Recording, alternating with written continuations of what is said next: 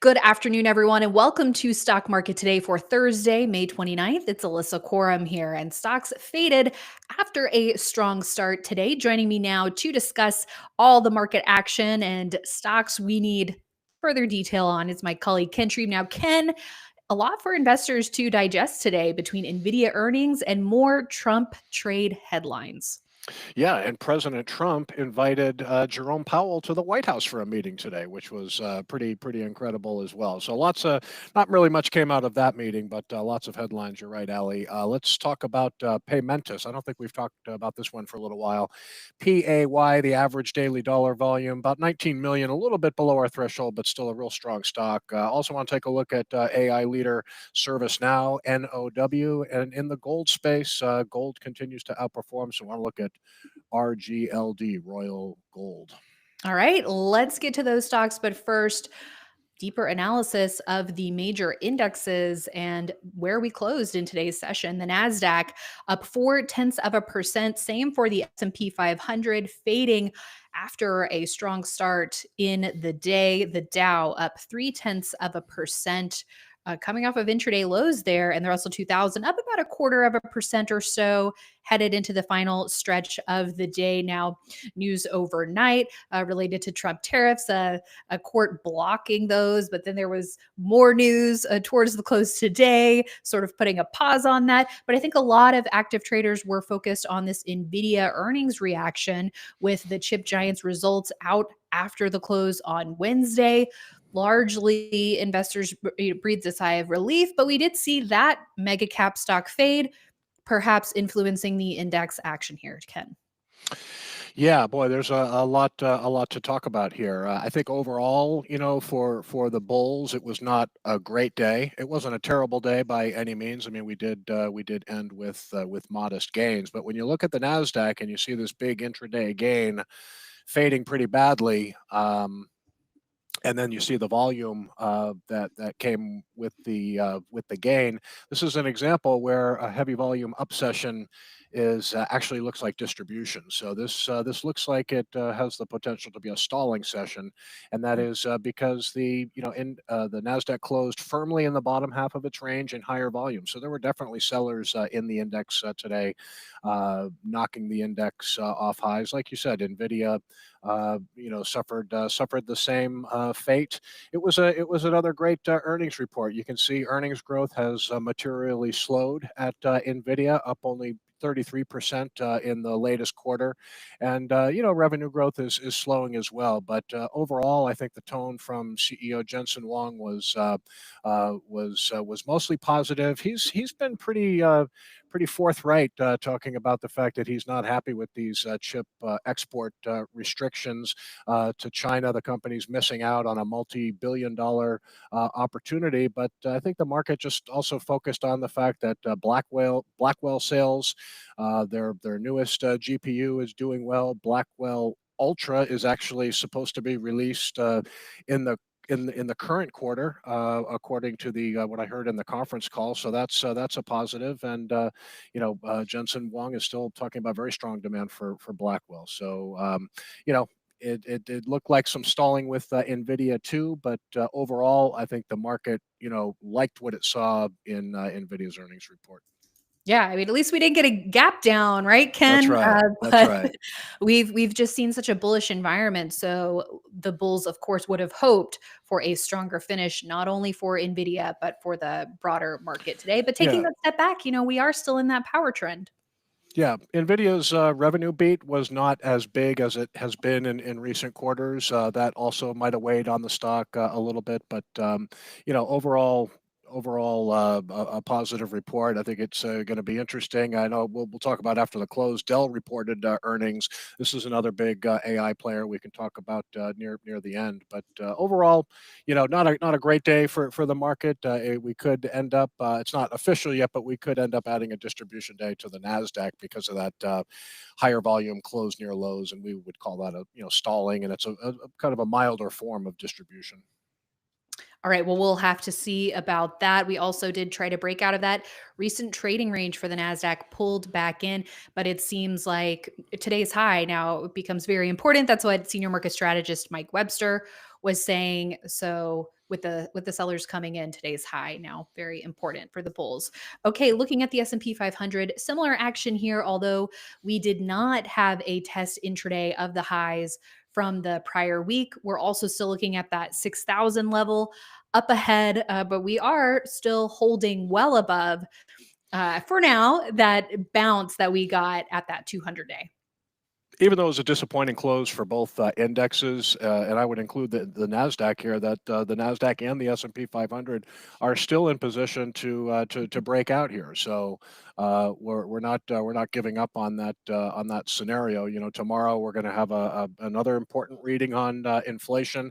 I'm not sure that the market is obsessed with the personal consumption expenditures as much as it once was. I think the Right. market is feeling confident that inflation is heading lower. I mean, that PCE index is already all the way down to 2.6%. It's supposed to be unchanged tomorrow from the prior month. Obviously, we'd like to see it be going down, but it's been around 2.6%, so it's getting close to that 2% threshold. So it could be a market mover, or it may not. So the thing with the S&P 500, looks like we're going to get lower volume on the S&P. So it's not whether we have stalling on the S&P 500 is still in question as well. But volume was very heavy on the Nasdaq today, mostly because of those Yeah, Nvidia numbers. sure was. Okay, quick thoughts on blue chips and small caps. Here's the Dow.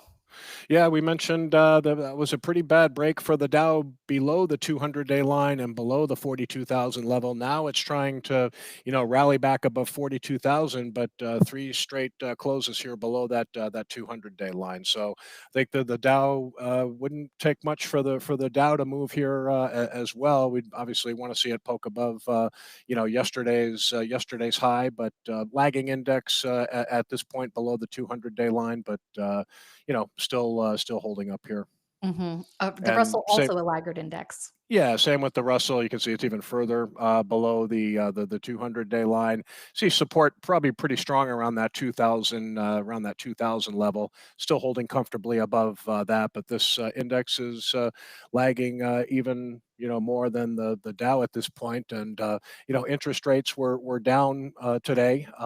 Wasn't much help to the market, but probably helped small caps a little bit. You can see that 10-year yield down about 5 basis points, and kind of breaking through a little support here. We'll see if that 4.4% level will Mhm. hold like it did several days ago.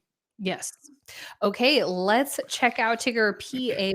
This is Paymentus, up 3.7% today, above average volume and arguably actionable, Ken. Yeah, I don't. I'm not sure that we've ever. Do you It's been a recall talking about? while. Yeah, it's been a while. Okay, because this stock has always, we typically like to look at stocks that have average daily dollar Yeah. volumes at the very minimum of 20 million. Usually, even 25, 30 million is in our sort of in our roundhouse. Paymentus right now is a little just below 20 million, but this is a really strong stock here. Obviously, leadership has been pretty strong among the payment processors for quite some time. There's a lot of very fragmented industry, a lot of payment Mhm. processors out there. But like the setup here for Paymentus Holdings, still not heavily owned by mutual funds. But look at that, fund ownership has really been picking up the pace. You've got several quarters in a row of very strong earnings and revenue growth. So a very compelling growth story here. When you look at the weekly chart, it's a stock that pulled back and then bottomed near 23 and then showed some decent volume on the way back up, and it is just holding tight here. So if we look back on the daily chart, one thing we didn't also mention today was an underlying weakness in growth stocks. I'm Mm. sure I know you guys talked about it on IBD Live this morning, but when you look in the Market surge growth 250, and look at all the growth stocks that traded very, very heavy volume today. There's quite a large supply of growth stocks that were down in heavy volume. Paymentus, on the other hand, was kind of a rare breed here. Closed up near its session high. You see volume picked up on the upside. So I think this is a nice setup to keep an eye on. Composite rating of 98, accumulation distribution rating of A minus. It still looks to me like a stock that's under some accumulation here, including today. So we'll see if the market Mhm. can hold up here and this uptrend can stay strong. Paymentus could try to break out over this 40 level. No doubt. And now over in the enterprise software group, ServiceNow continuing to tighten up just above that round number at 1,000 after seeing some momentum on its earnings report in late April. Yeah, so NVIDIA obviously a big AI, just a dominant player in the AI space. We've got Broadcom reporting earnings next week. They're a big player. I would put ServiceNow right up there, along with the two large cap techs I just mentioned.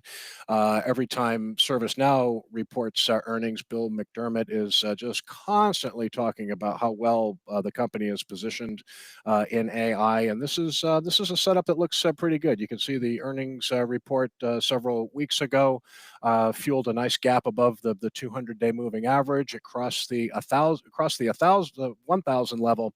It's been kind of holding at 1,000, a nice round number of support, and you can see a pretty clear pivot here of 1046. So this is a stock that's worth watching.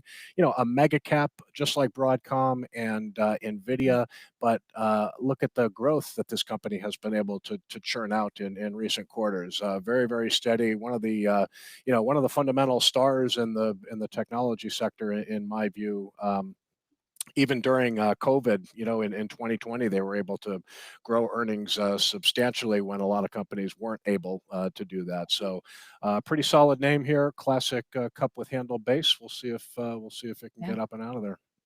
Yeah, solid earnings track record and very stable at that. And when you look at the monthly chart, you can see how the stock has had a number of periods of long-term outperformance. Mhm. Lately, it's the base that it recently formed isn't the prettiest base that we've ever seen, Ken. A lot of down weeks in a row on the left side of the base, but it has snapped back. And I think that tightening up around 1,000 coupled with the strong fundamentals here definitely makes it a compelling name to Yeah, I watch. mean, if we just dissect the weekly chart a little bit, yeah, you're right. It's kind of lopsided, right? It took a while for the left side of the base to form, and then not as much time for the right side of the base to form. So we would call this sort of a V-shaped, maybe asymmetrical base.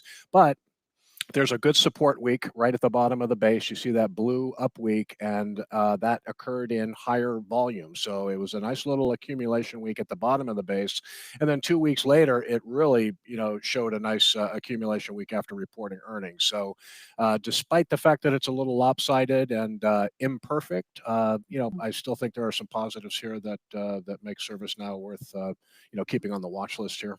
Absolutely. Okay, rounding things out with a look at Royal Gold, RGLD. We've been keeping tabs on the gold miners, Ken, as they've been pulling back, developing new bases here. And so Royal Gold is setting up in the gold miner group. Yeah, not far from breaking out of a downtrend here, and you can see the gold stock's still the number one ranked group in our database based on 6-month price performance. So even though a lot of the gold producers have been running higher for several months, you do have another, pretty good technical setup here. So the stock could try to break out of a downtrend soon if it can, move above that 180 level, and then it'll probably have a little resistance up near 184, 185. But a nice looking gold stock here. This isn't a gold miner; they're what's called a streaming company. So they finance gold miners. So gold miners go in and they give them the money to produce the gold, and then whatever they produce, they take a cut. So Interesting business, and you can see down at the bottom, it has fueled very, very strong growth for Royal Gold in recent quarters. Again, just we do pay a lot of attention to fundamentals when we're evaluating a stock. So Royal Gold, you can see the growth looks very, very strong, not only in the rearview mirror but also in coming quarters as well. So if gold is going to continue to outperform, I think Royal Gold is in a setup that could continue to yield outperformance here. Well, thank you for that clarification of the business here, Ken. Good to get those details for this stock in that gold mining theme and industry group. Okay, let's take a look at some of the stocks with earnings out after the bell. You mentioned Dell. Shares up about 4.4% right now. The stock recently was able to get back above a declining to flattening 200-day line here. Yeah, and you can see the thing that jumps out at you here is a relative strength rating of 29. So even though Dell is a big player when it comes to AI servers for artificial intelligence, and I believe I haven't looked at the report yet, but judging by the stock's reaction, they're still saying pretty good things about AI demand. So this could yield a breakout. I mean, listen, it's not perfect by any means, just noteworthy because they did just report earnings, but the relative strength of 29 is a bit of a deal breaker, and you can tell that just by looking at the weekly chart for Dell and sort of there's just this big long. I mean, even on the weekly chart, this one is still on a downtrend here. So it could break out of the downtrend. We'll see how it reacts to earnings tomorrow. There was a couple of other stocks I wanted to. Yeah.